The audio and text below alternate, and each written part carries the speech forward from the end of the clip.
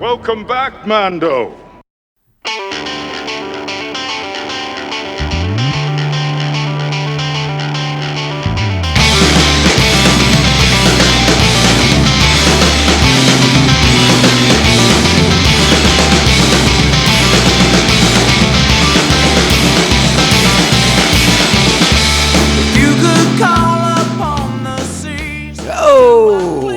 Oh, greetings, Bucketheads.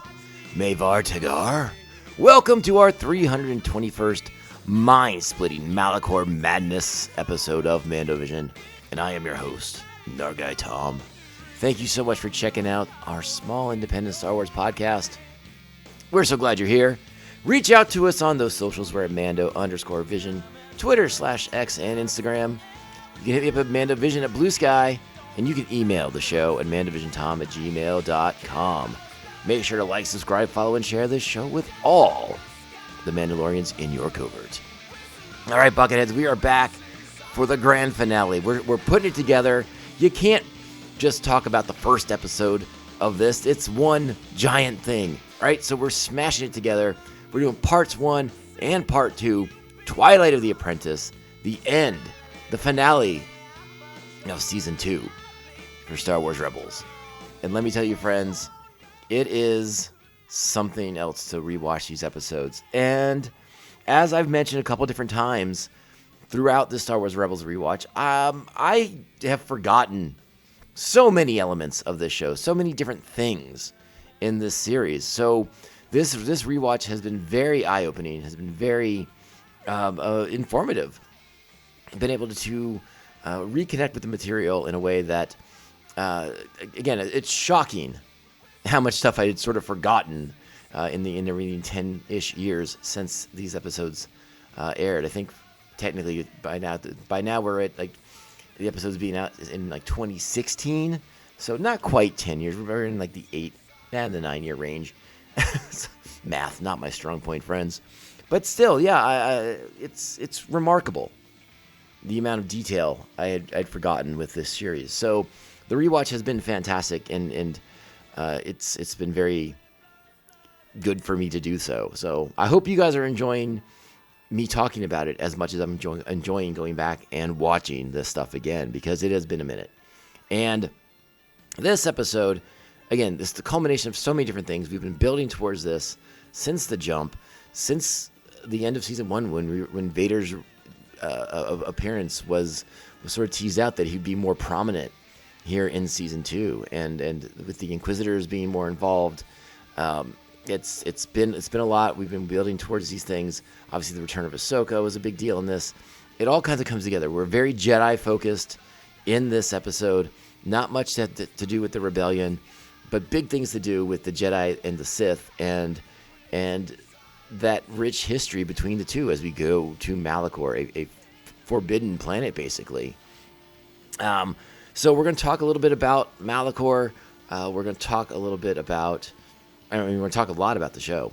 We're going to try and keep it sort of structured, so we're going to stay within parts 1 and then transition into part 2. So I will do my best to stay organized on that front. But before we do that, I did want to read the entry for Malachor that is in the Star Wars Encyclopedia, because I did find it to be quite informative. So again, I don't do this very often where I read straight from the book for you guys, but I thought for Malachor it was particularly interesting, right? So Malachor in the Outer Rims is in the Corlean sector. Its terrain is barren, rocky wastes. All right, Malachor is a desolate world that's controlled by the Sith of antiquity. An ancient battle between the Sith and the Jedi results in a legendary cataclysm referred to as the Scourge of Malachor. Afterwards, Jedi are forbidden to travel there, and Malachor data is removed from the Jedi archives. Darth Sidious takes his apprentice Darth Maul to Malachor to investigate a Sith temple. They inhale the ash of dead Force users to conjure visions. Years later, Yoda beckons Ezra Bridger to go there, where he meets Maul. Spoilers, but again, we knew. Okay? We knew. I'm also going to read a little bit here about the Malachor Sith Temple. I'm only going to read about half of this because the other half of it really gets into what we're going to talk about on our episodes today on our rewatch. But I did find it interesting. So, beneath the surface of Malachor is a Sith temple where a battle between Sith and Jedi raged thousands of years ago. During the struggle, the temple's internal superweapon misfired and obliterated both forces, leaving their charred remains as a memorial, forever locked in stone. Lightsabers and armor lay strewn about. The temple can only be entered by a master and apprentice working in cooperation. All right, so that's kind of like our big pieces of data there that I wanted to share with everybody because I did find it very, very fascinating. So now that we have that background, we know where we're going. Visually, Malachor is stunning. I love a lot of the visuals of the planet. Again, we land on the surface and we just sort of see the protrusions from the ground, right? It's not until we examine those and Ezra makes the mistake of touching something he shouldn't that we fall through what we think is the surface of the planet to the underground city where the Sith temple lies. And again, I find it visually stunning, the city that surrounds the temple, because it's underground, but there's all these sort of like pockmarked spots in the structure, in the surface above the town, that bring the sunlight in through these little openings in the surface, and it results in a really stunning visual for this City of the Dead field that they're going for, that surrounds the Sith temple and part of this battlefield that we see with the petrified bodies of Jedi and Sith, very reminiscent of what we've seen from Pompeii, the city in Italy destroyed by the volcano a bajillion years ago. If you've seen the pictures of that, or if you've actually walked amongst the ruins of Pompeii, you know exactly what I'm talking about when it comes to the sort of ashen figures that are around the place. Very cool stuff. A really neat visual, and you could tell that the art team worked insanely hard to bring this place to life. The temple itself is magnificent. All the sharp edges, the way it looks, it just has like this dangerous feel to it. So it's very Sithy in that sense. All right, so I think we're going to go ahead, get into the episode. That's kind of all the background I got for you guys on Malachor. So I think it's time. Let's go ahead and get the particulars out of the way. This is Star Wars Rebels Season 2, Episode 21 and 22, Twilight of the Apprentice. Original air date, March 30th, 2016. That's right, they played it together. It was an hour long, friends. Writers of Part 1, Simon Kinberg and Stephen Melching. Writers for Part 2, Simon Kinberg and Dave Filoni. And Mr. Dave Filoni is the director for both episodes of this. So, we have mentioned it before. It bears mentioning once again because these two episodes are like high watermarks for the Rebels series at this point.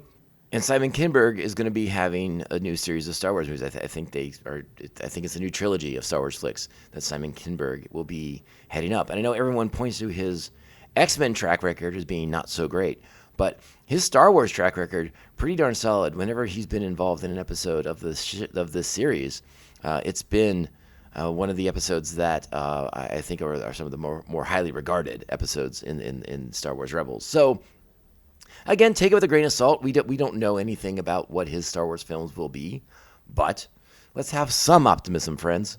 All right, so our cast, it's going to be a lot of familiar names. Taylor Gray is Ezra Bridger. Freddie Prinze Jr. is Kanan Jarrus. Dave Filoni's Chopper. Ashley Eckstein is Ahsoka Tano. Matt Lanter is Anakin Skywalker. James Earl Jones is, of course, Darth Vader. Robbie Draymond, 8th brother. Philip Anthony Rodriguez, 5th brother. Sam Witwer is the Old Master / Maul. Nick Futterman is the Presence. That's right, Asajj Ventress's voice comes back as the Presence. D. Bradley Baker is Rex. And Sarah Michelle Gellar is 7th sister. The plot for the episode, listen, I'm not even going to break it down. Jedi, Inquisitors, Sith Temple, Malachor. Let's just get into it. What do you say? It's time. Strap on your buckets. Let's go. Get out of here. We'll hold them off. You're going to have to relocate the covert. This is the way. This is the way. So we open with our heroes in transit to Malachor, and a really nice moment between Ahsoka and Rex as they are saying their goodbyes to each other.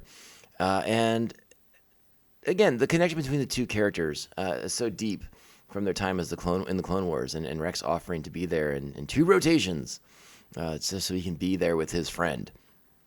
And it's important to note that before when these episodes originally aired, there was still a lot of context that we didn't have for the resolution of the Clone Wars as a show. We by this point there had been the rumors of what was going to be in the final season, but we still didn't really know how things ended for Ahsoka and for Rex necessarily. So it feels like there's a lot of unsaid stuff, but intentionally so. But anyways, a nice moment for these characters as we rocket to sort of an unknown destination, right?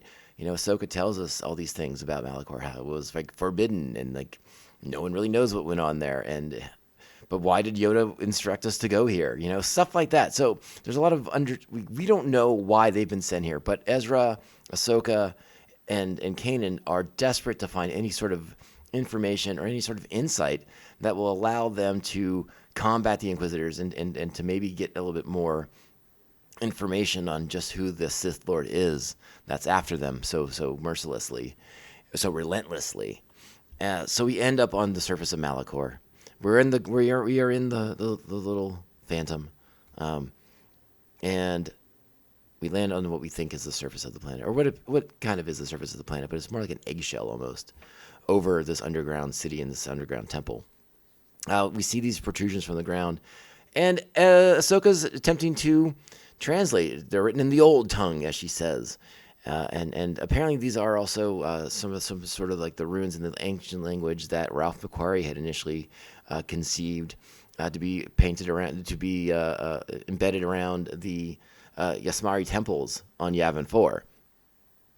So that's pretty cool.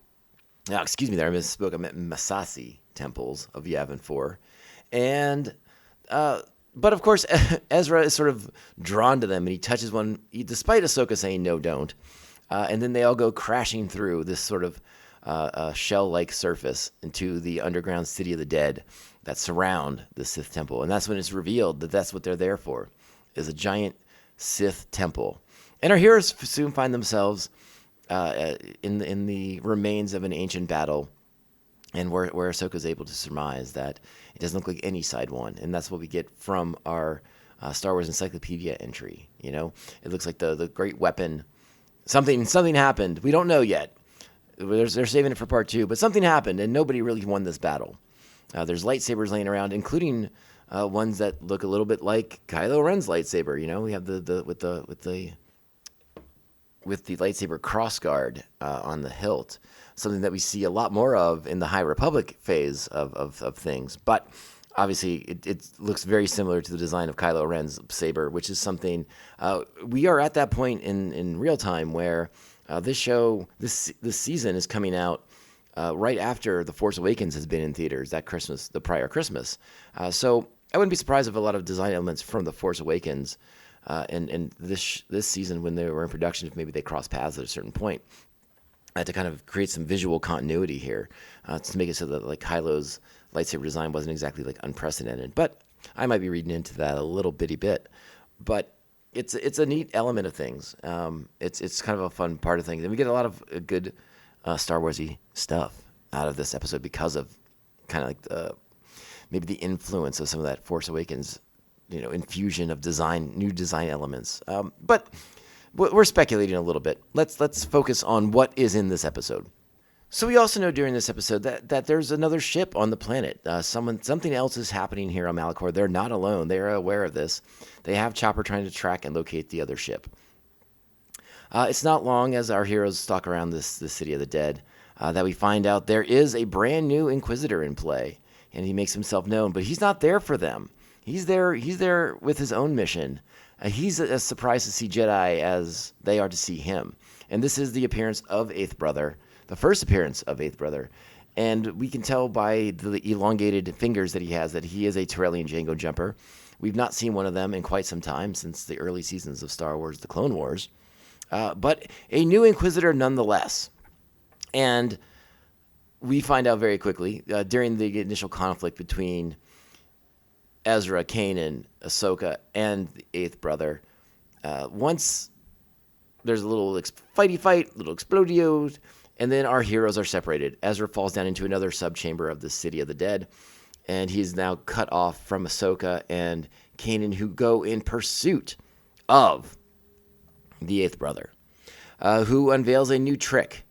And we've only seen this trick, I believe, in these 2 episodes today, in Twilight of the Apprentice. And by the way, Twilight of the Apprentice is a nice title for this episode because obviously it applies to both Ahsoka and to Ezra. So really interesting. The big thing with Star Wars, obviously, is like the double meanings, the multiple point of views that you can have when it comes to some of these titles and some of the information that you're getting through the episodes.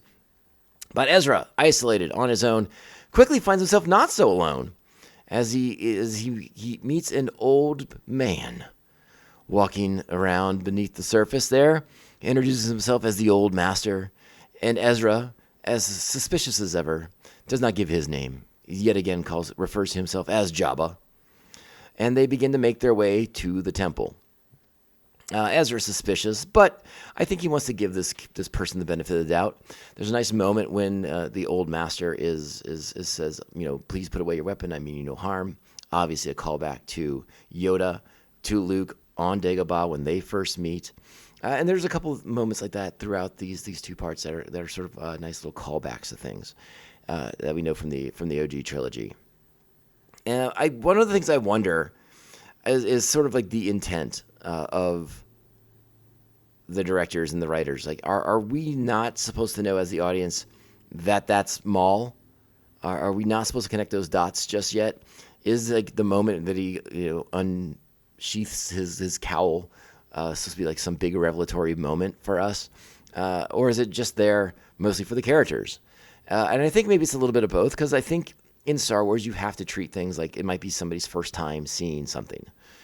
So I think it's fair to assume that maybe there's new audience members who aren't familiar with Maul, who maybe didn't watch the Clone Wars, who maybe don't even really realize that Maul is back from Phantom Menace.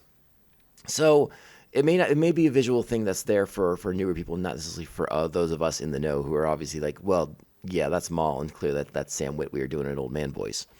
But still, it's a neat moment. And again, the final season of Clone Wars wasn't out yet. The cameo of Maul at the end of Solo wasn't out yet. Like, we didn't really know Maul's final fate. Like, when we left him, he was in charge of Mandalore. So to see him now, obviously things have happened, things have changed, and Maul's still doing Maul things, but not at the head of a criminal empire that he had in the Clone Wars, not as the ruler of Mandalore. He does not have the Darksaber in his possession. So yeah, like we have all these blanks we need to start filling in for the character, and I think a lot of blanks that still exist with the character, even with the final season of Clone Wars now in existence. And I think that's why another real big element of that new Maul show that's coming will be filling in some of these blanks, and I think that's really something to look forward to. Very excited about it. Again, so we know that Ezra shouldn't trust this person. But Maul's doing that dark side thing, where he's kind of like lulling you in. He's giving you no reason not to doubt the things he's saying. He's giving you just enough truth, just enough insight that you believe what he's saying. You begin to build a little bit of rapport and put a little bit of doubt into Ezra's mind of this person's intentions, right? So they begin to make their way into the temple. Meanwhile, our heroes still pursuing the eighth brother. And this is when Chopper's going to save the day. Kanan's recruited him to come in and get down here and help out and do his thing. Chopper takes control of the Inquisitor's TIE Fighter and overwhelms him with a volley of blaster bolts from the TIE Fighter, so that Kanan and Ahsoka are able to, I don't know, not arrest, but like take prisoner this Inquisitor and sort of conduct their own interrogation of him. Because, and Ahsoka points it out, you were surprised to see us. What are you doing here? And then we find out that he's in pursuit of what he calls a shadow. Of course, we refer to Maul. Now, a big chunk of this episode is sort of the seduction of Ezra by Maul, and the sort of like the planting of seeds and the laying of a lot of groundwork that was sort of foreshadowed just a couple episodes ago when they're in the Jedi Temple on Lothal, and Kanan has to confront the idea that Ezra could go to the dark side. This is what his vision was all about, that the boy would turn. And Kanan has to learn to trust that Ezra was going to make the right choices and the right decision. This is a big element of this episode and the next episode as well, is Kanan having the ability to trust that Ezra has been taught the right way, and has been taught to not believe a Sith, right? So that's a big part of things. And meanwhile, they are making their way through the temple. Ezra, Maul, making their way through the Sith temple, working together. Maul laying that groundwork for Ezra to be seduced by the dark side, as you know, showing Ezra that if he taps into his feelings, taps into his emotions, into anger and things like that, that he can become more powerful. And he's doing it in a way that's not like overt. That's not like reeking of being sinister. I couldn't use the word I wanted to there. Sorry. It's just sort of seducing. It is the seduction of Ezra, because Ezra's going to these things kind of on his own and seeing that, oh yeah, I am more powerful if I do this. And he's not seeing the harm in it yet. He's not seeing the ill effect of it yet, and how it begins to corrupt somebody. That's what a lot of season 3 is going to be exploring with Ezra. And they foreshadow that pretty nicely, I think, in these two parts. But again, they work together. They make their way into the temple. They retrieve an ancient Sith holocron. And again, the Sith holocron, much like this temple, you have to be able to access the dark side of the Force, like your negative emotions, to make these things work correctly. But Maul is presenting it as not a negative, but as like, why are you denying yourself access to these things by just following this strict Jedi dogma? And it's an interesting approach. It's very soft, it's very delicate, and it's allowing Ezra to sort of question these things. Meanwhile, the time does come. More Inquisitors do arrive on the scene. Fifth brother, seventh sister, they make their appearance here to help liberate their comrade in arms, the eighth brother. And things escalate pretty quickly from there. I do want to mention, because we have not yet done so, but we have to talk about the helicoptering lightsabers, right? Like we have to. It's like I said, it's only in these episodes. I don't care for it, even if it is like a force assisted ability. I think it's ridiculous visually to see these guys with their trolley lightsabers moving around from point to point. But I guess whatever. If that's what they want to do, that's what they want to do. I'm not going to be a poo-pooing on it necessarily. Like, personally, I think it's a little outlandish to me that you could use like these spinning lightsabers as a mode of transportation. Again, even if force assisted, it feels like it stretches the bounds of credibility. And it's not for me. It's not my favorite thing in this episode. If there's one thing that I'd kind of bump up against in these two-parters, it's that our Inquisitors are now displaying a talent that we hadn't yet seen. And that's okay. Like, there's times to do those sort of things, but it just felt weird to me. What did you think? Are you guys fans of this? I know it was a controversial thing when it happened, when the episode came out in 2016. Has anyone gone 360 on this? Do you still feel the same way you did initially? Are you pro or are you against? How do you guys sort of process this? I do want to go back to Ezra and Maul as they are trying to acquire the Sith holocron. There's a great bit with Ezra having Maul throw him with the Force to get over the chasm so they can recover the holocron. But another great moment when trying to retrieve it, and you think that maybe this is when Maul is going to turn and let Ezra die so that he can recover the holocron for himself. But instead he pulls him up, and then again, this is the seduction of an apprentice, right? Twilight of the Apprentice. This is Ezra's version of it. We'll get to Ahsoka's version in the next part. But we also, as they begin to make their way out of the temple, we find out that the holocron has more than one purpose, and it is a key within this temple. Ezra may not be able to open it right now because he's not a Sith and he can't think like one, like Maul says, but it's still a key, and it opens many, many doors and activates many things within this temple.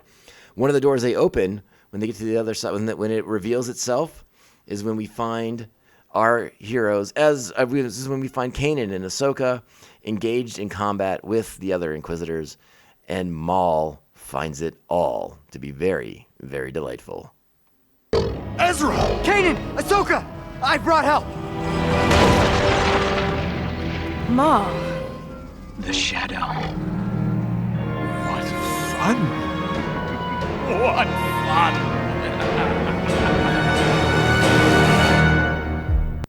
And that is the end of part 1, my friends, and we get a lot out of that final moment there. Again, at the time, the big revelation is that Ahsoka and Maul know each other, that they have had a relationship? Not the word I want to use, but they are familiar with each other. And we don't really get that until we get that final season of Clone Wars. So we now can contextualize that a lot more easily than we could before.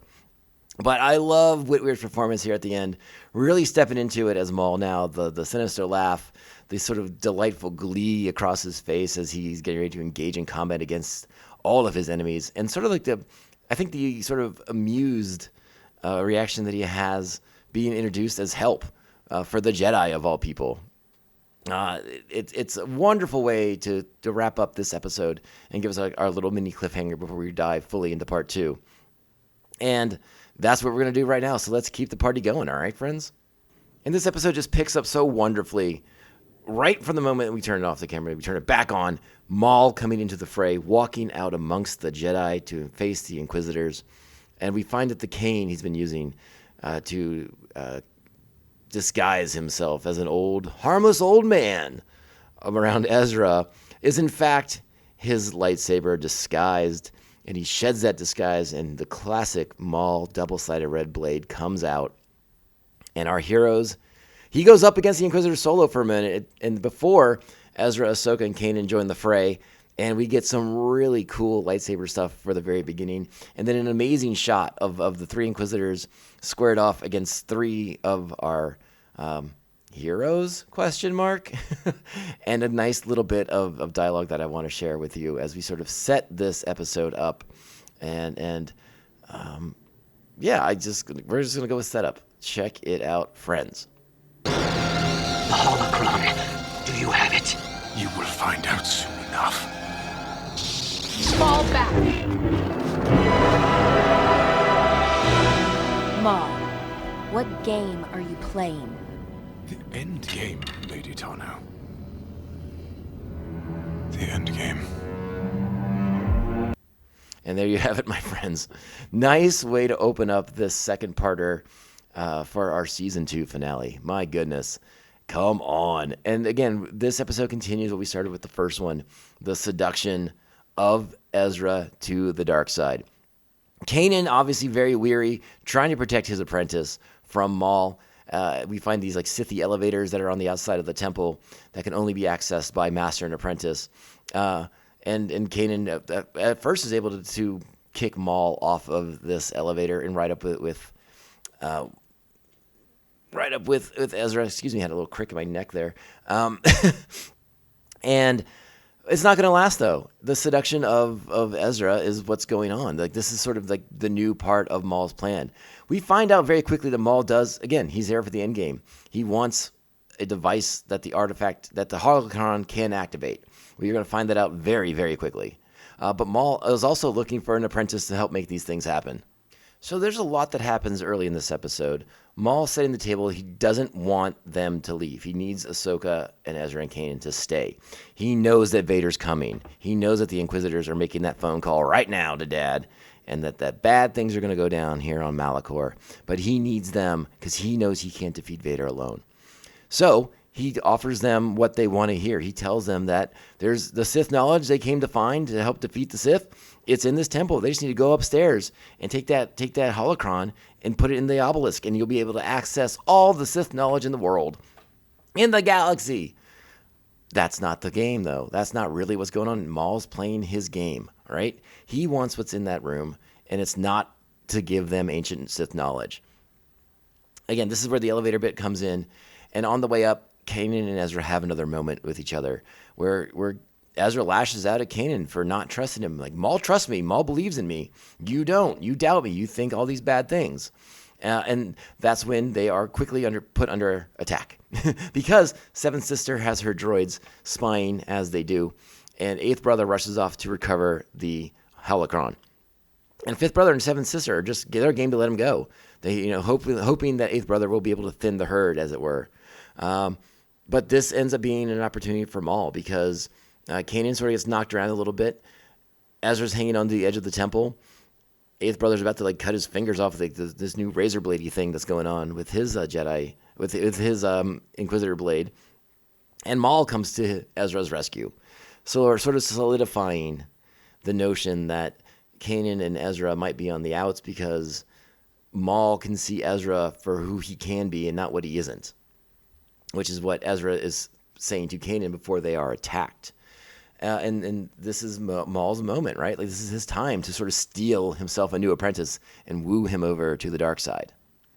So this time around, when Maul pitches the idea of splitting up, it's because it's in reaction to what they see, right?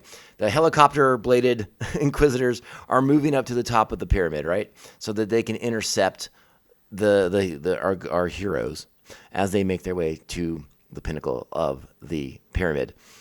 So Maul says, hey, let's change the plan. We got to split up. And we're going to go at it from two sides. And Kanan sees right through it. He's like, you just want to be alone with Ezra. And yeah, he's right. But Ahsoka tries to put Kanan's mind at ease that Ezra's going to make the right choices because Kanan is the one that taught him. He learned from Kanan. And so on the lift ride up to the temple, again, Maul is making his pitch. Maul is, hey, you were given your gift for a reason. You have to use it. And again, we hear Ezra repeating the lessons that Kanan has taught him. And Maul started just being dismissive of them. Like that's silly. You were brought here to use your powers to do good in the galaxy. So again, it's a seduction, trying to spin it, right? Like these things aren't negatives, they're positives, so that you can do the things you have to do to help your friends, to protect the galaxy, to right all these wrongs. That's Maul's spin on it. And so when they engage in lightsaber conflict against Seventh Sister, he is encouraging, once again, Ezra to give in to his feelings, to follow his emotions, and to be swayed by these, and to let them control him.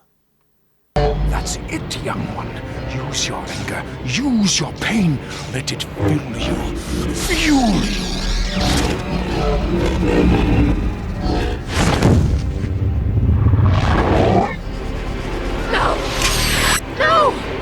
Strike her down! You want to end this? Finish her! I can't! Ezra can't, but Maul can. And that was the demise of Seventh Sister. Later, see ya. Wouldn't want to be ya. So Maul, in anger at at Ezra's lack of follow-through, at lack of finishing moves, dispatches Seventh Sister on his own by throwing his lightsaber right through her body. We don't get to see it, but I can imagine it didn't look good for her. But it's a great moment, right? It's this really powerful spot to put Ezra in. As you know, Ezra's going toe-to-toe with Seven Sisters, something he's yet to be able to really do. So he's feeling like that power coursing through him by following his emotions. And then Maul gives him the opportunity. He uses the Force to hold her like prone and static in space. And then all Ezra has to do is chop her down. She is defenseless. And he can't do it. So again, these lessons that Kanan's been imparting are working. Ezra is a good person. And that's sort of something important that he has to remind himself. But again, this is Maul's he's just planting seeds right now. He's hoping they sprout quickly, but not so much in this case, at least not yet. Meanwhile, on the other side of the temple, Ahsoka and Kanan are going at it with Fifth Brother. So as they go to help Ahsoka and Kanan in their battle against fifth brother and eighth brother, Maul pauses as he senses something and he looks up. And we know that the clock is ticking now. Maul knows that the clock is ticking. Time is running short. So he dispatches Ezra to go to the top of the pyramid and place the holocron within the obelisk. Meanwhile, he will go down. He will aid Kanan and Ahsoka against fifth and eighth brothers. And he goes down there and he basically dispatches fifth brother very, very quickly. Maul is just destroying the Inquisitors at this point. Kanan gets the upper hand on eighth brother. Damages his lightsaber in the process, his Inquisitor saber. And eighth brother's going to retreat. He's like, you know what? I'm going to get my little helicopter move going on here and I'm going to get out of here. This isn't looking good for me. You know, one Inquisitor versus 3 Force users. That can't be good math. Tries to take off. Well, that lightsaber's damaged pretty badly, and it explodes with him in midair, and he plummets to the surface of the City of the Dead, and he now joins them amongst the dead. So in a matter of moments, 3 Inquisitors who have harried our heroes, the 2 who've harried them all season long, dispatched, done, that's that. The fate of the Inquisitors is still something I would love to have more information about. Will we ever get more? I don't know. Maybe there'll be more in that Maul series coming out. To be known, to be determined, I suppose.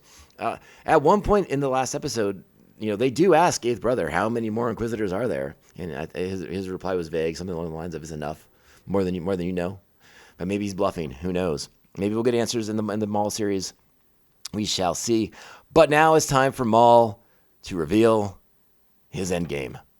My apprentice is activating the temple, or more precisely, this battle station, which I shall use to exact my revenge on all my enemies. Oh my goodness gracious. And just before that, the moment it happens, Maul going for Kanan, blocks the blade at the last moment, but Kanan takes very bad battle damage. This is the blinding of Kanan Jarrus, and the dawning of that ancient Jedi temple helmet that he'll use the rest of the episode. But yeah, Kanan blinded by this Lady Tano. Ahsoka steps in to save him from Maul's death. But yeah, Maul has taken, he believes he's taken Ezra at this point. He's about to activate the temple, and bad things are going to befall all of Maul's enemies, assuming everything goes according to plan. But as we've seen, Ezra doesn't have that killer instinct. So despite the fact that he is able to activate this temple, he's not going to turn it on to use it as a weapon. He wanted knowledge to defeat the Sith. But what he gets is something else. And that something else comes in the form of Darth Vader. So I want to talk about the sequence with Kanan against Maul. Again, Kanan blinded. He's now wearing the ancient helmet. But he can't see. He's using his other senses as Jedi are trained to do. Like, right, this is everything we saw in A New Hope. This is Luke with the blast screen down. We've seen this before, but now we're seeing it in a new fashion. Like, we've not really seen this in combat. We've not seen this to this level of intensity, right? Like, this is life or death now. These are not training maneuvers. These are not simulations, right? This is against Maul in the brawl for it all.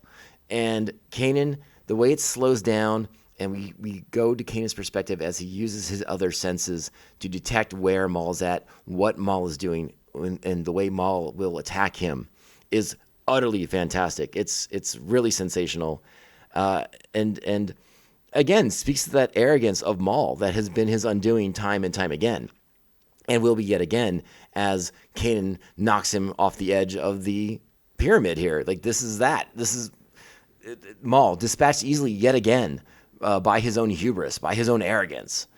It's fantastic. And again, Whitwer sets this up so brilliantly. The way he just, like, the voice, right? The tone of voice, the condescension, as Ahsoka runs away and leaves Kanan to handle this because she knows he will. Again, Maul and Ahsoka have this history that we aren't even aware of yet at the time, and back in 2016 when this first aired. Now we know that Ahsoka knows, right? We've seen her with Maul and how she used Maul in her own fashion, used his arrogance and hubris and anger against him in a certain fashion to evade Order 66. It's fantastic. It's really, really well done. It's a small bit of the episode, but it's really powerful and really well executed. Fantastic stuff.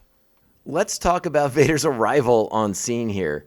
Coming down on top of his TIE fighter to the pyramid is one of the most metal things I've ever seen. Him just descending down on the TIE fighter, lightsaber fully engaged, ready to kick some butt. It's again, metal. That's the best way to describe it. It's so freaking metal. It's awesome. So Ezra engages in some lightsaber combat with Vader, and it's pretty cool stuff. And you can tell Vader is not taking it too seriously right now. He's trying to inquire how Ezra was able to unlock the temple. And I want to play this little bit because I think it's very amusing and very, very classic Vader. No matter, the power within will soon serve the Emperor. I don't fear you. Then you will die braver than most. That's just such a good line. It really, really is. So now Ahsoka arrives in the temple, and it's the moment I think many of us... I think this moment hits harder now even than it did when I first saw it, 9 years ago. My connection to all these characters, to Ahsoka in particular, I think has only grown over the years.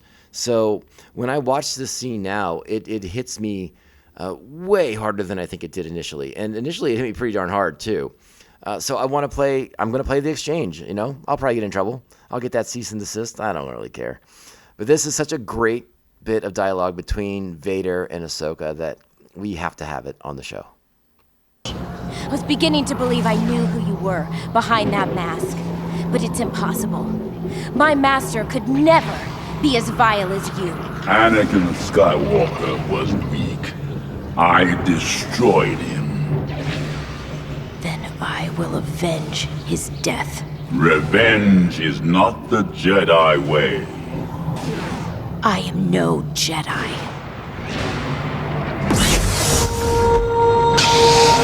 And here it is. It's just magnificent. What an incredible piece of lightsaber combat.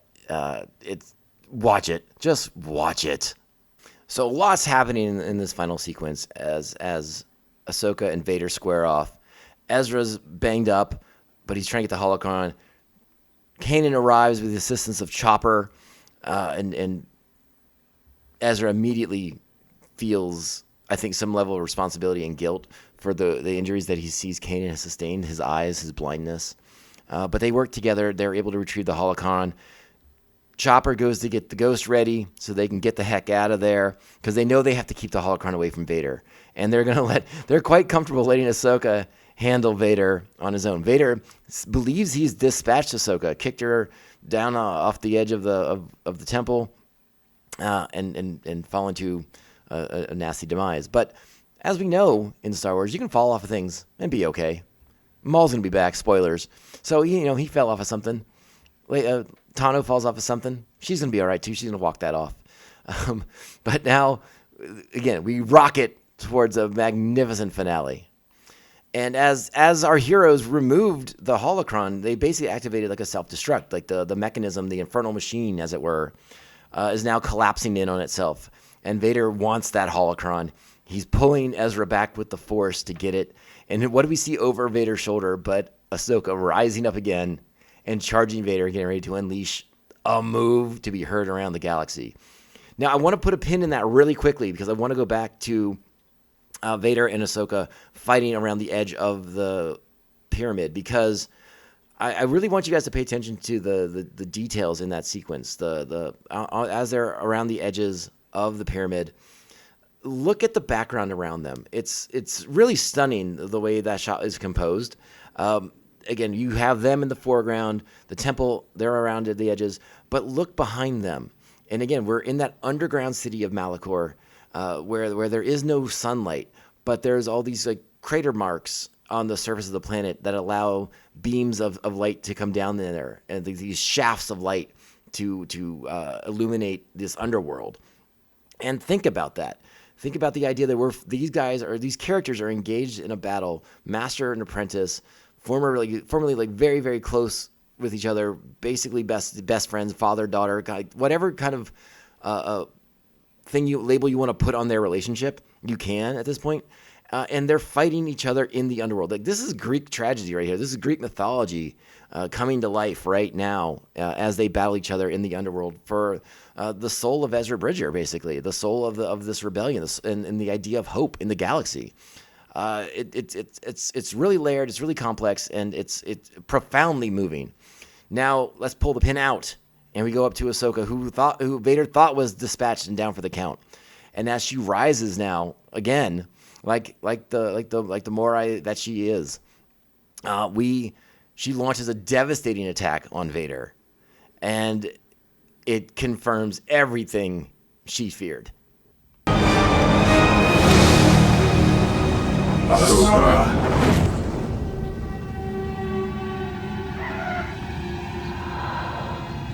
Ahsoka. Anakin.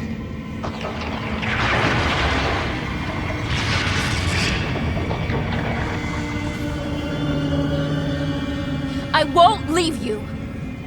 Not this time.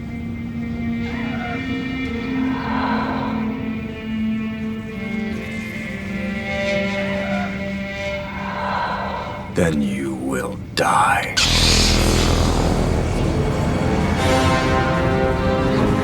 And as Vader moves in for the kill, the temple closing around them, all hope appears lost for Ahsoka. It does not look good. Twilight of the Apprentice, indeed, my friends. Kanan, Ezra, Chopper aboard the Ghost. They're going to leave. They have to leave Ahsoka behind as the temple collapses around her. There's no guarantee of Ahsoka making it out of this one, but our friends have to get the holocron as far away from Vader as possible. And I do want to comment too, because I mentioned it when the Kenobi series aired. I did not really. I had an odd reaction to them sort of taking this moment from Rebels and imparting it on the Kenobi series when Kenobi is able to break off the other half, the other side of Vader's helmet to reveal Anakin's face underneath.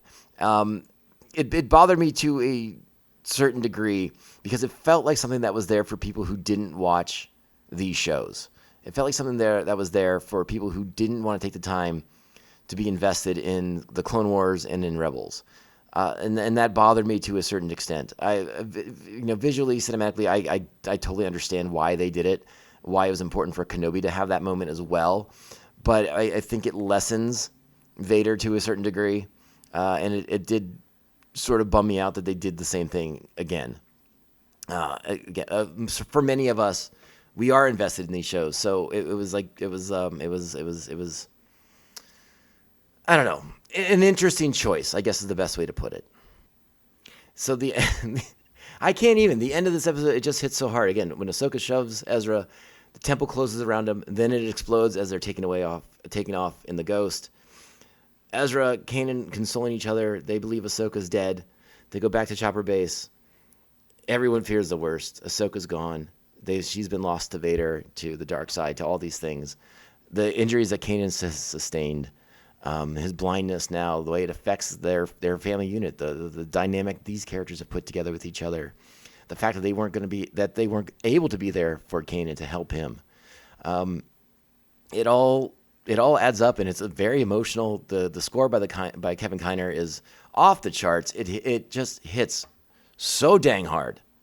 And as we cut through all these different moments to wrap up the episode, we see we see Maul escaping Malachor on a TIE fighter. We see a beaten and battered Vader has survived and is making his way out of the ruins of the Sith temple. And we see Ahsoka, just a fleeting glimpse of Ahsoka as Morai takes off above Vader and takes it to another element of the temple. We see her descending the depths of the temple, and we know that Ahsoka's about to go on a really big spiritual journey down the road. We know that she's alive, but her friends are reeling from her passing. And in the closing moments of the episode, still reeling from his grief, still processing his grief, Ezra is tapping into the emotions that Maul showed him how to do, and he is beginning to activate the Sith holocron. And that is where we end, my friends. That is Just a lot of great Star Wars in this season 2 finale. Oh my goodness gracious. I don't even know. Like, I want to go watch it again. This 2-parter, it hits so hard. It is utterly fantastic. The emotional stuff, the action stuff, the mythology building, all the groundwork they're laying for the things to come in season 3. It just hits, and it's great stuff. And we have so much to look forward to in season 3. There's so many good things in season 3. Not the least of which is the recanonization of Grand Admiral Thrawn, and more importantly, the end of Maul coming soon, in what is perhaps the finest episode of any Star Wars thing ever. Arguably, like, we can have a debate about it, but Twin Suns, that episode, for my money, might be the greatest piece of Star Wars out there. It's that one just brings the goods. But we'll talk about it. We'll get there. We have all of season 3 to get there. These 2 episodes, they're 10 buckets. They are 10 buckets. You know, you could talk me into 9.5 for part 1, but part 2, 10 big buckets. It's fantastic stuff. Oh, I'm probably watching it again tonight. They're so good. So, it's been quite the season.